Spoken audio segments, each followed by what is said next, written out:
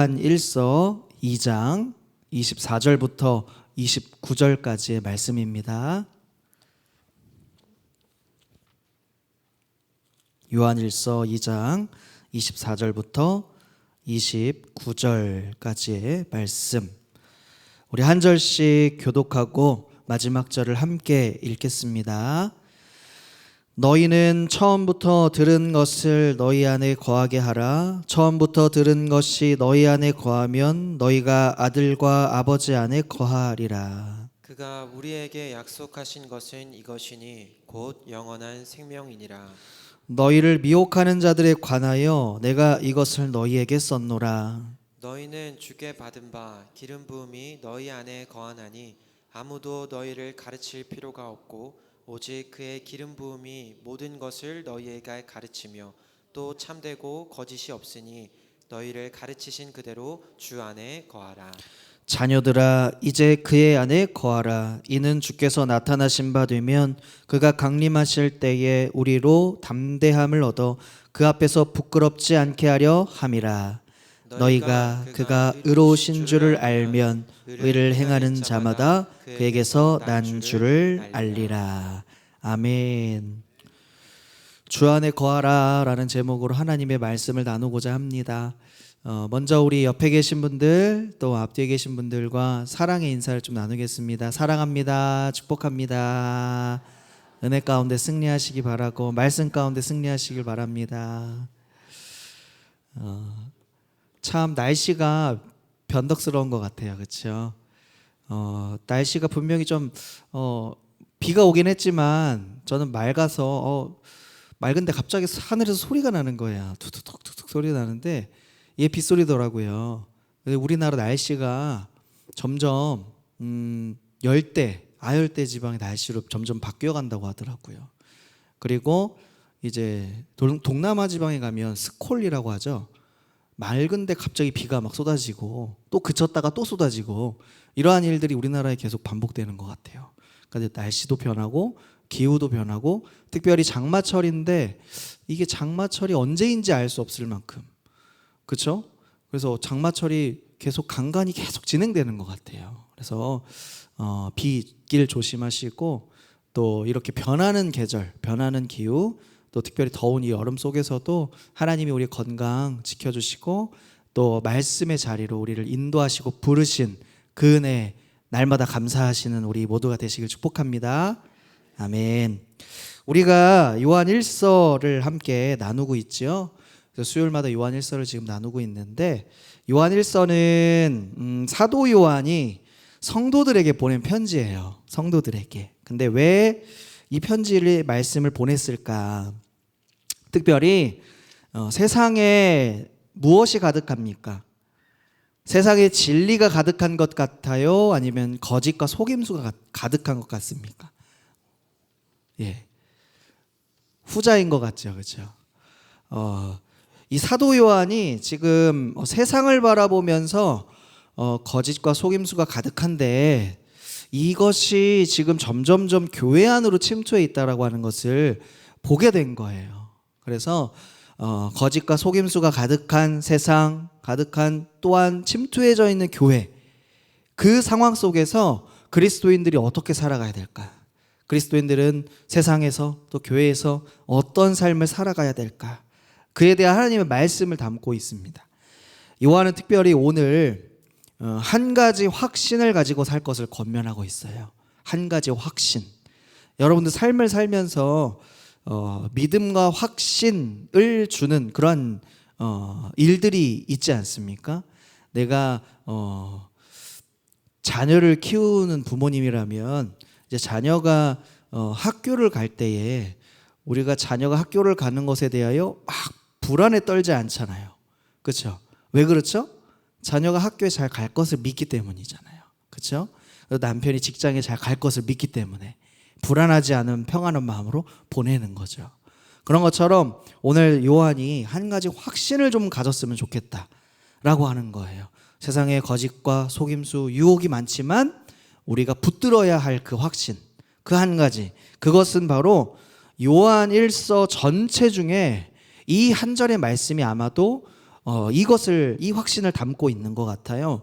요한일서 5장 13절의 말씀인데요. 우리 다 같이 읽겠습니다.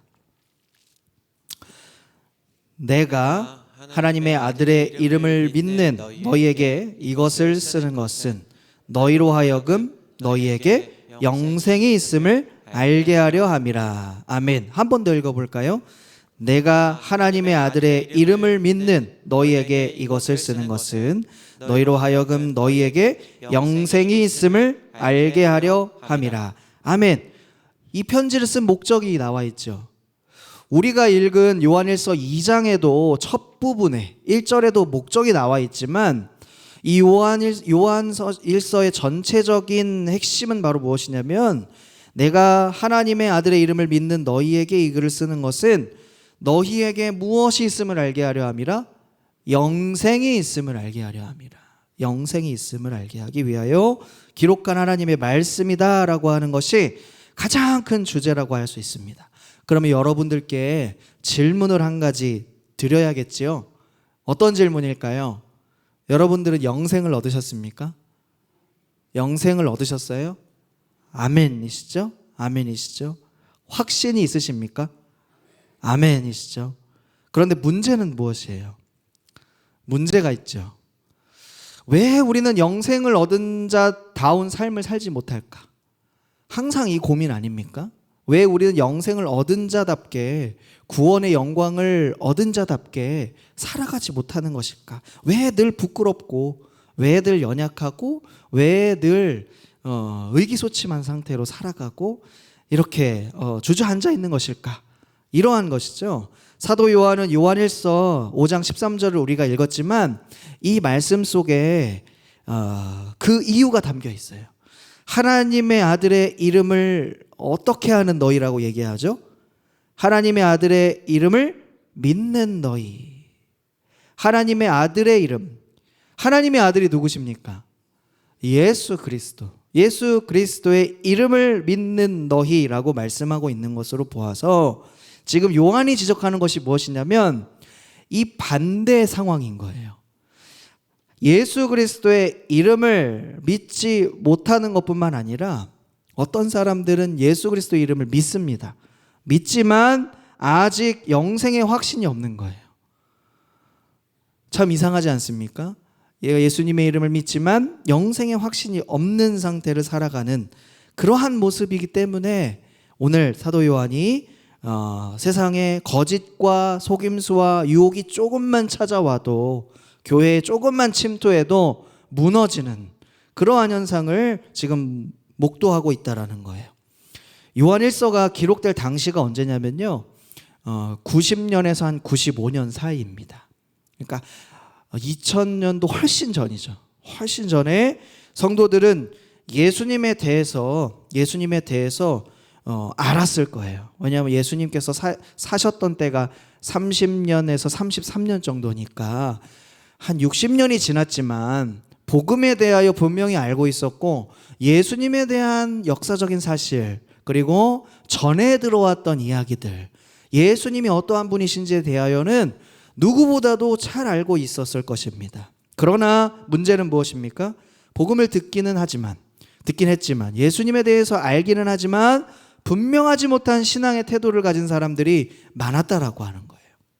이 현상은 사도 요한의 시대만 얘기하는 것이 아닙니다. 오늘 우리 시대에도 동일하게 나타나는 현상이에요. 그렇기 때문에 요한일서가 우리에게 큰 도전을 주고 있다는 거예요. 그렇다면 우리는 예수님을 믿으면서도 왜 예수님을 믿는 사람답게 영생을 얻은 사람답게 살아가지 못하는지, 왜 진리로부터 점점 멀어져가는 삶을 살 수밖에 없는 건지를 나누기를 원합니다. 먼저 우리가 이 사실을 점검하기 위해서는요, 예수님을 정말 믿는가 이것을 점검해야 돼요. 다시요, 예수님을 정말 믿는가 이것을 점검해야 되는 것입니다. 왜냐하면 5장 13절을 통하여 내가 하나님의 아들의 이름을 믿는 너희에게 라고 이미 선포하고 있기 때문에 우리는 영생을 얻은 자답게 살아가는 것이 소원인데 그 일을 위해서는 하나님의 이름을 믿는가 믿지 않는가 이것에 대한 점검인 것이죠. 그래서 우리가 무엇을 믿는다는 건요, 무엇인가 안다라는 것이 전제가 되어 있는 거예요. 그렇죠? 내가 내 아들을 알아. 내가 내 자녀를 알아. 라고 한다는 것은 우리가 자녀를 믿는다는 것과 마찬가지입니다. 내가 안다라는 건 그것을 믿는다는 것이죠. 마찬가지로 우리가 예수님을 믿는다는 건 예수님을 알고 있다라는 것과 같은 뜻이에요. 그렇다면 예수님을 아십니까? 라는 이 질문을 그의 대답을 마음속으로 한번 던져보세요.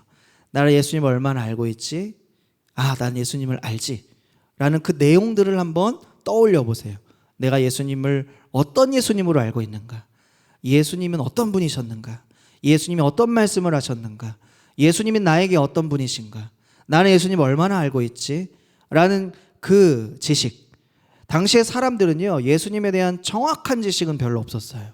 예수님에 대하여 내용은 알았지만, 복음은 들었지만 예수님에 대한 정확한 지식이 별로 없었습니다. 사도들의 가르침도 받았어요. 예수님께서 사도들을 가르치셨잖아요.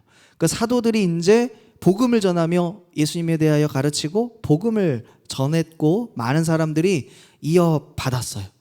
그래서 1세기에 그러니까 100년 정도의 사도들의 가르침을 이어받은 초대의 교부들이 있었습니다. 그 교부들도 물론 그 내용에 대해서 이어받았어요.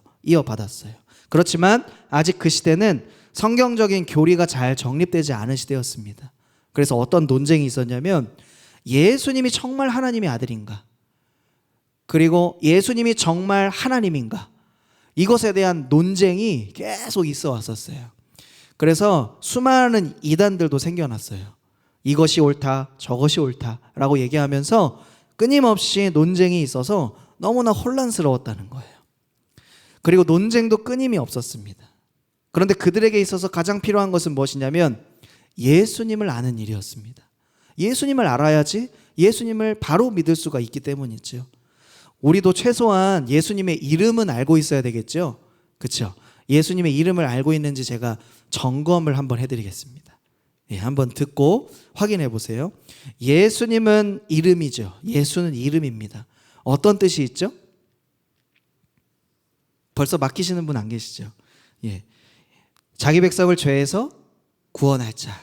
자기 백성을 죄에서 구원할 자. 그렇다면 그리스도는 무엇입니까? 그리스도. 벌써 이제 모르겠다. 그렇죠? 막힌다라고 하는 분들이 계셔요. 자, 그리스도는요, 직분을 얘기합니다. 직분. 우리 권사님, 집사님, 여기 장로님 계시지 않지만 직분이라는 거 제가 방금 이야기했죠. 집사님, 권사님, 장로님. 이것을 직분이라고 얘기하죠. 저도 이제 목사라는 직분을 갖고 있잖아요.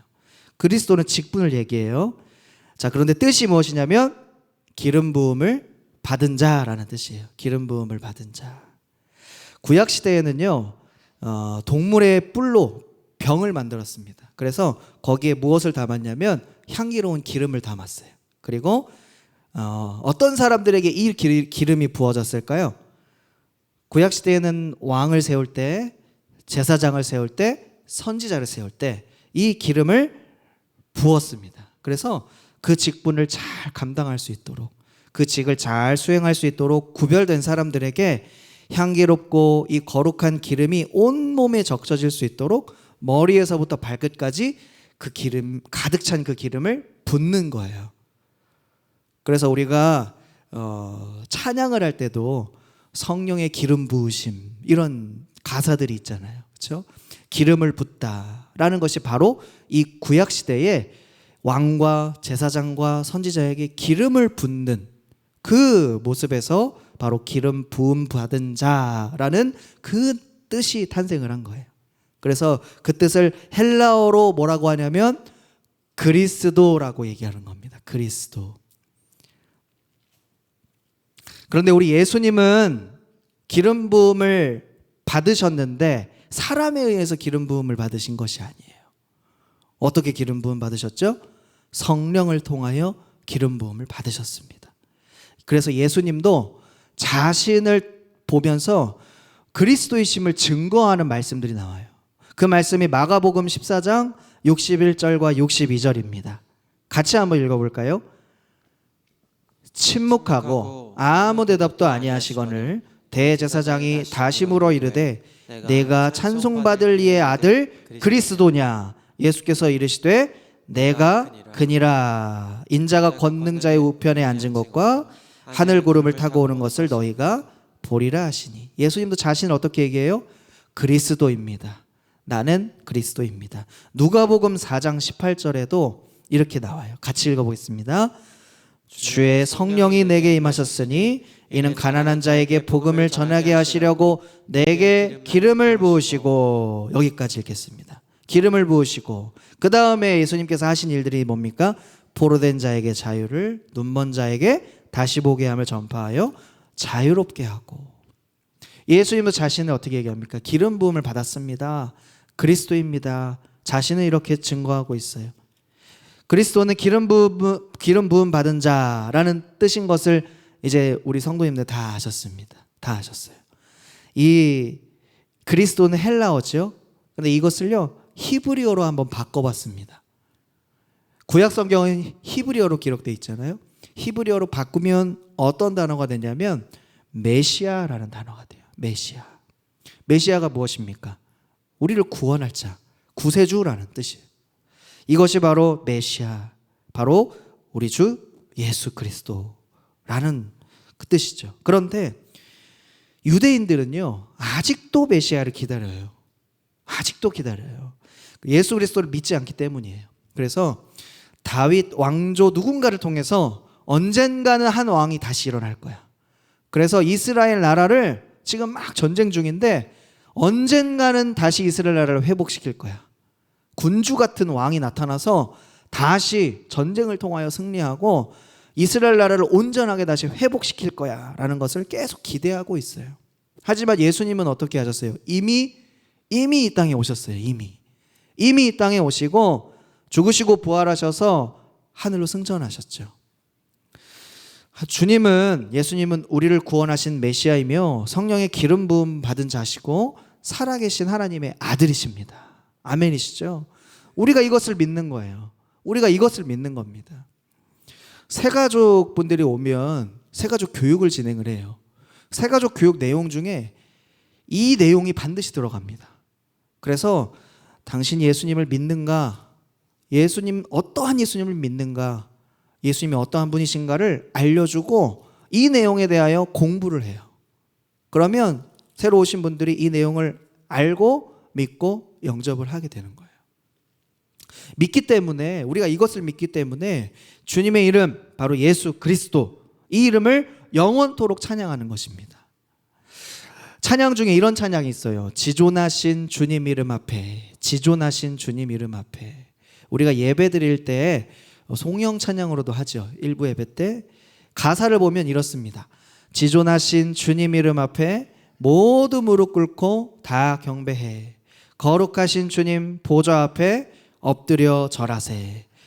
예수는 그리스도, 예수는 주, 하나님의 영으로 경배 드리리. 아멘. 이 찬양 가사에서도요 우리가 무엇을 고백하고 무엇을 찬양해야 되는지에 대한 답이 나와 있어요. 바로 예수님이 무엇인 것? 그리스도이신 것. 예수님이 주님이신 것을 우리는 찬양해야 합니다. 왜 우리가 예수 이름 앞에 그럼 엎드려 경배합니까? 그 답도 같죠? 예수님께서 그리스도이시기 때문이에요. 예수님이 우리의 주님이 되어주시기 때문입니다. 영원토록 예수님의 이름을 감사하고 즐거워하고 예배하시기를 축복합니다. 자, 그런데 문제는 이제 여기서 시작됩니다. 문제는 여기서 시작돼요. 요한일서 2장 18절을 보면 이런 표현이 등장해요. 한번 같이 읽어보겠습니다. 아이들아, 지금은 마지막 때라. 적 그리스도가 오리라는 말을 너희가 들은 것과 같이 지금도 많은 적 그리스도가 나타났으니 그러므로 우리가 마지막 때인 줄 아노라.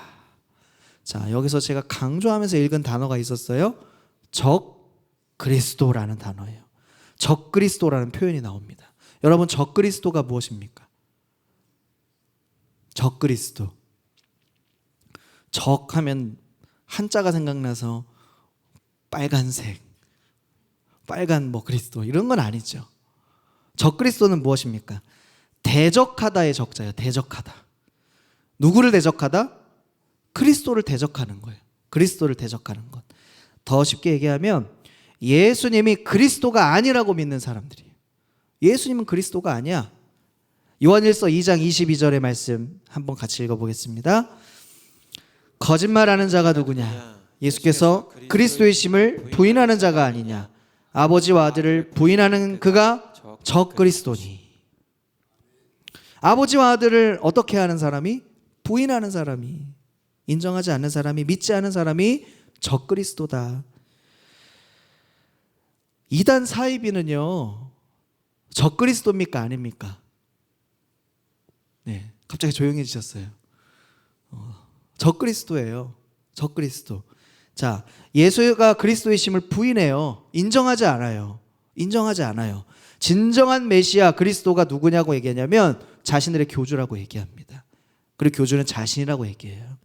이 토대 위에 그들의 교리를 만들고 교육하고 세뇌되어서 그 교주를 주님으로 믿고 모시며 살아가도록 만들어요. 이단 사이비의 그럼 신도들, 따르는 사람들의 대부분은 왜 그렇게 따라가느냐라는 거예요. 왜 그렇게 믿느냐라는 거예요. 원인은 무엇이냐면 진리가 무엇인지 잘 몰라서 그래요. 진리가 무엇인지 제대로 몰라서 빠지게 되는 거예요. 진리를 잘 모르면 우리도 적그리스도가 될 수 있습니다. 그래서 사도 요한은 교회 안에 그리스도를 대적하는 자들을 향해서 경고합니다.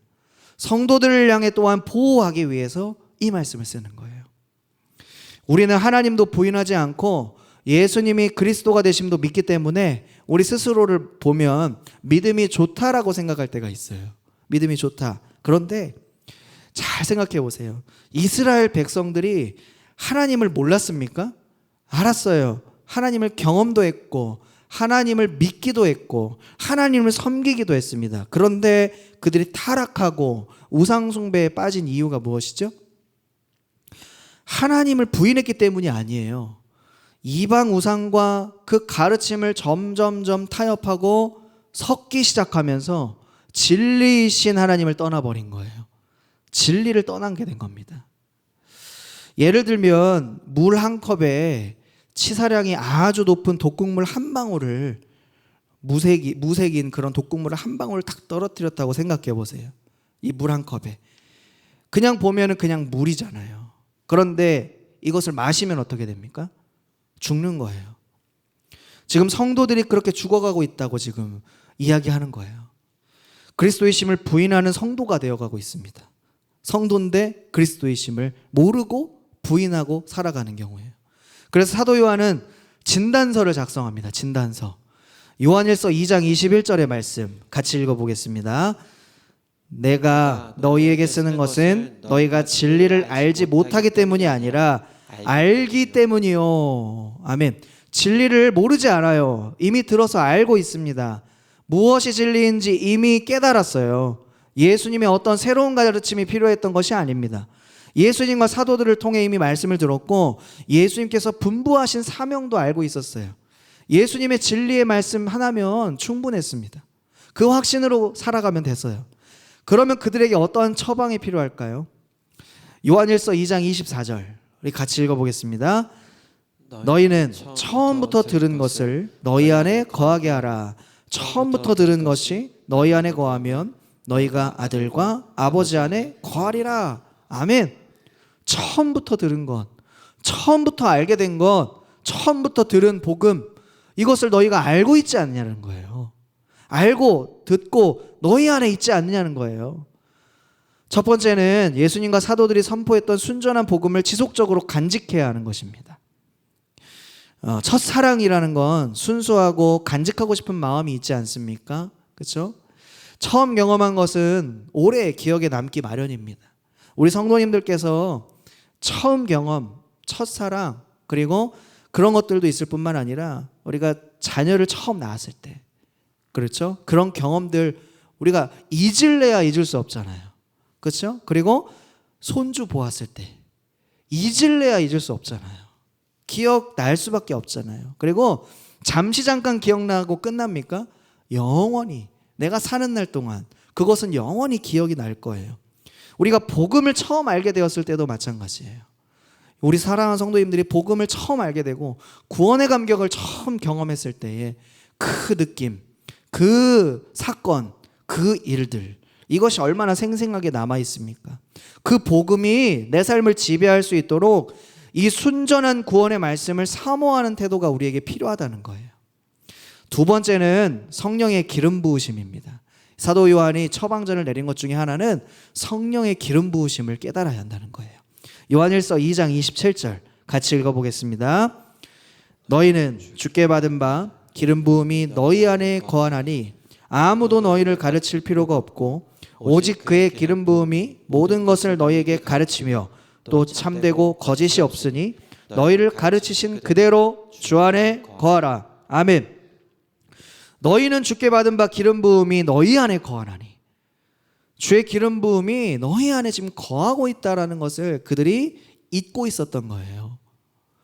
말씀을 듣지만 예수님을 누군지 이제 알아가지만 성령의 기름 부으심이 없다고 생각하는 거예요. 그러나 주님을 믿을 때에 이미 기름 부음이 우리 안에 있다라고 하는 것을 다시 깨닫게 합니다. 성령 안에서 모든 것을 분별하고 거짓 없이 참된 것만을 가르치신다고. 누가요? 성령께서 가르쳐 주신다고 지금 말씀하시는 겁니다. 예수님께서 성령을 주신다고 약속하실 때 분명히 이렇게 말씀하셨어요. 요한복음 한번 볼까요? 요한복음 14장 26절 우리 같이 읽어보겠습니다. 보혜사 곧 아버지께서 내 이름으로 보내실 성령, 그가 너희에게 모든 것을 가르치고 내가 너희에게 말한 모든 것을 생각나게 하리라. 아멘. 성령께서 우리를 친히 가르쳐 주시고 생각나게 하여 주신대요. 여러분 어느 순간 살다 보면 마음 가운데 그런 마음이 들지 않습니까? 내가 이렇게 하면 안 되는데, 그리고 내가 이렇게 해야 되는데, 이런 마음을 누가 주시는 거예요? 성령님이 주시는 거잖아요. 성령님의 음성이잖아요. 이것에 민감하게 반응하시길 바랍니다. 성령님께서 사도들의 삶에 어떠한 일을 먼저 행하셨냐면, 사도들을 보면 먼저 예수님이 가르치신 모든 것을 생각나게 하셨고, 그리고 예수님이 누구시고 어떤 일을 하셨으며 무엇을 가르치셨는지를 사도들을 통하여 기록하게 하셨어요. 그리고 성경을 통하여 우리에게 진리가 무엇인지를 알게 하셨고 깨닫게 하시고 진리를 따라 살도록 소원을 주시고 행하시는 분이 누구십니까? 성령님이라는 거예요. 성령님. 이렇듯 성령님은요, 우리의 가장 좋은 교사입니다. 가장 좋은 교사, 선생님이에요. 가장 좋은 분. 좋은 스승을 만나는 건 복 중에 복입니다. 이러한 기도 많이 드리시지 않습니까? 우리 자녀가 좋은 선생님 만나기 원합니다. 좋은 교사 만나기 원해요. 믿음 좋은 교사 만나서 또 잘 가르치는 교사 만나서 그 가르침을 잘 본받아서 정말 선하고 훌륭한 학생이 되기를 원합니다. 자녀가 되기를 원합니다. 이러한 기도 제목들을 수도 없이 많이 받아요. 그렇지 않습니까? 또한 좋은 조언자를 만나게 해달라는 기도를 드리지 않습니까? 그런데 중요한 기도 제목이 있어요. 중요한 기도 제목. 그것만 기도하는 것이 아니라 성령이 우리의 교사가 되어주셔서 진리를 깨닫게 하시는 지혜를 허락해달라고 간구하셔야 되는 거예요. 좋은 선생님, 좋은 사람도 물론 중요하지만 성령께서 이미 우리 안에 거하신다고 하셨잖아요. 그러니까 성령께 구하고 성령께서 우리를 가르치시고 생각나게 해주시고 깨닫게 하여 주시고 행하게 하여 주시는 그 간구가 우리의 간구가 되어야 한다는 사실을 기억하시기 바랍니다. 하나님은 이렇게 구하는 자에게 응답해 주실 뿐만 아니라 성령을 선물로 주십니다. 성령을. 그렇다면 성령의 가르치심과 인도하심을 따라 사는 삶은 어떠한 삶입니까?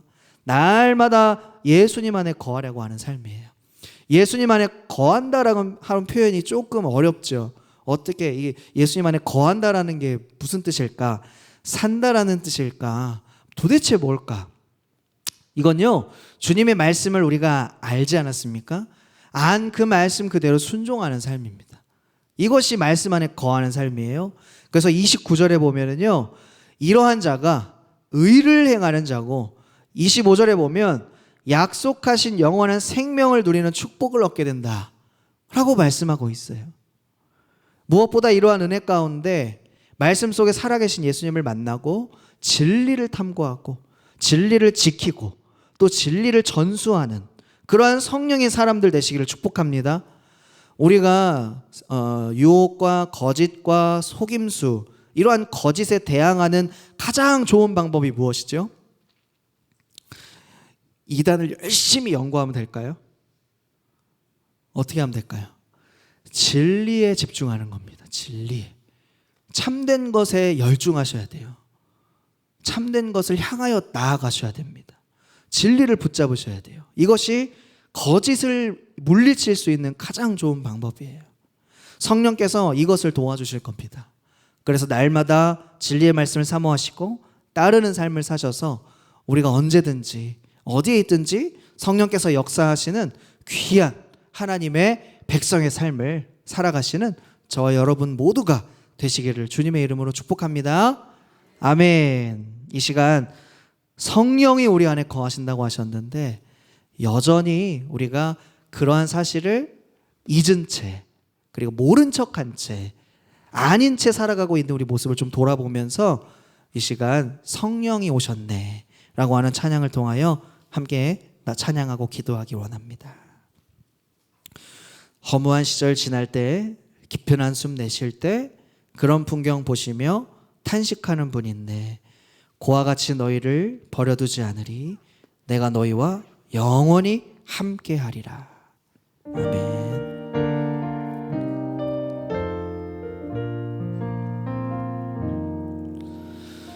허무한 시절